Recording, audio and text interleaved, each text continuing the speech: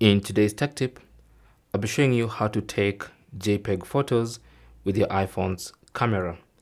Now by default, your iPhone takes high efficiency photos and the format will be either HEIC or HEIF or even HEIV depending on what mode you're using, and these are all high efficiency photos. If you want your camera to take JPEG photos, simply go to settings. On the main settings page, scroll down to camera. So tap on camera, that opens your camera settings page.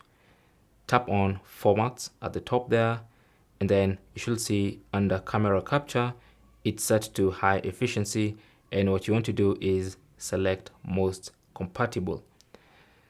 Once you select most compatible, your phone will now take JPEG photos instead of high efficiency photos. So for instance, if you take a photo like this, it's going to be a JPEG photo. So just look at the information. You can now see that we have this as a JPEG photo as opposed to the previous photo we took, which was a high efficiency photo. That's basically how to make your camera or your iPhone's camera take JPEG photos.